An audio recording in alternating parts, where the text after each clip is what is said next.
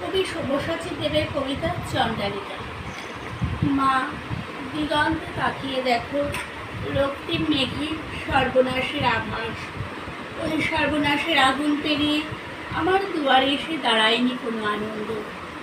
অঞ্জলি পেতে কেউ বলেনি জল দাও, জল দাও। সারা জীবন আমাকে তীব্র পিপাসায় চিৎকার করতে হয়েছে, জল দাও, জল দাও, জল দাও। চৈত্রের মধ্য দুপুরে পাখিরা ডানা গুটিয়ে নেয়। দূর শহরের রাস্তায় বাবুদের ভিড় নেই। গায়ের কুকুরগুলো ঢুকে যেতে চায় উঠোনের ছায়ায়। আমাকে এখন যেতে হবে দূর নদীর চড়ায়।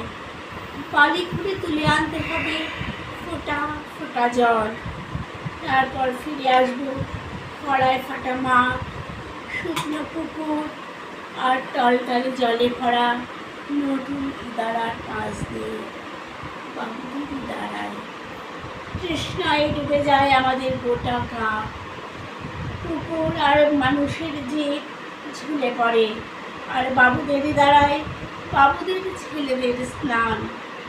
আমার তিন শরীরে চলে যায় চৈত্রের খরায়। মা, আমি এক চণ্ডালিকা। বাঁকুড়া, পুরুলিয়া, রাঢ়ের হাহা করা মাঠ ফাটিয়ে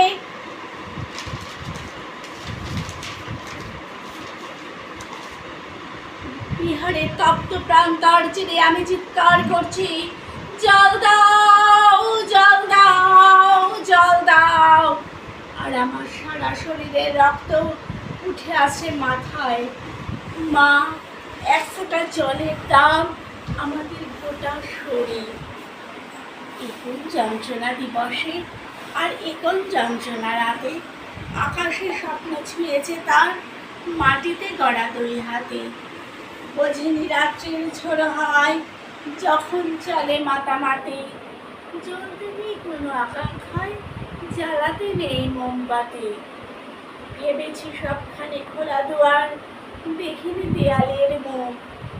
এবং বোঝেনি সে বারান্দার ধারেই তার সীমারেখা। তবু সে গিয়েছিল বারান্দায়, কাঁপিনি তবু তার মুখ। তবু সে মোমবাতি জ্বেলেছে ভয়, দেখেছে আকাশের মুখ।